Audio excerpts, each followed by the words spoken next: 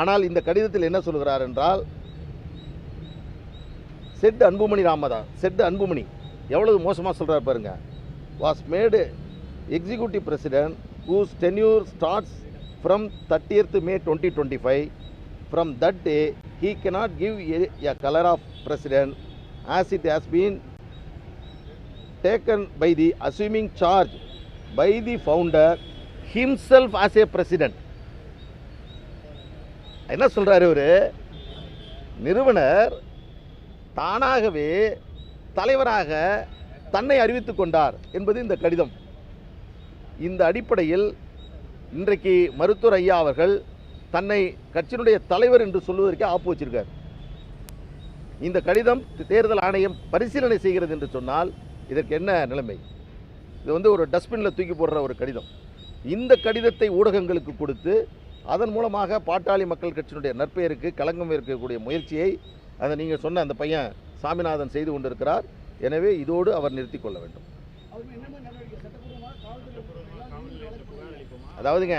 அதாவது ஒவ்வொரு செயல்பாடுகள் குறித்தும் உரிய சட்ட விளக்கத்தோடு அவசரத்தோடு அள்ளி தெளிக்கக்கூடியவர்கள் அரசியலுக்காக ஊடகங்களில் செய்தி வர வேண்டும் என்பதற்காக நாங்கள் எதுவரும் செய்யவில்லை.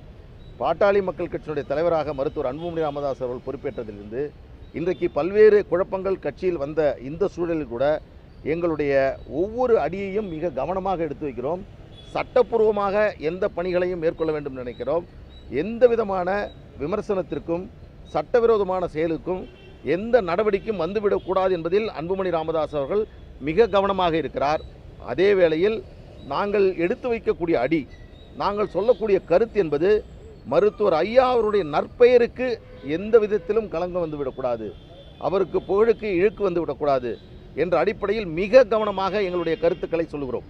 இப்பொழுது சொன்ன செய்திகள் அத்தனையும் நேற்று அவர்கள் கொடுத்ததின் அடிப்படையில் சொல்கிறோம்.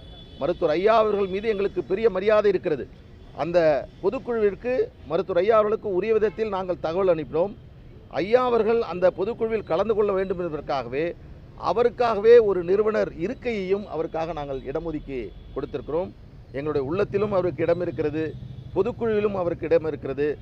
நிறுவனராக மருத்துவர் ஐயா அவர்கள் கூட்டம் நடத்தலாம், ஆனால் பொதுக்குழு நடத்துவது என்பது மருத்துவர் அன்புமணி ராமதாஸ் அவர்களால் மட்டும்தான் நடத்த முடியும். அதுதான் சட்டப்பூர்வமானது. அதற்குத்தான் தேர்தல் ஆணையமும் உரிய அங்கீகாரத்தை வழங்கும். உடனுக்குடன் செய்திகளை தெரிந்து கொள்ள சன் நியூஸ் பெல் ஐகானை கிளிக் பண்ணுங்க.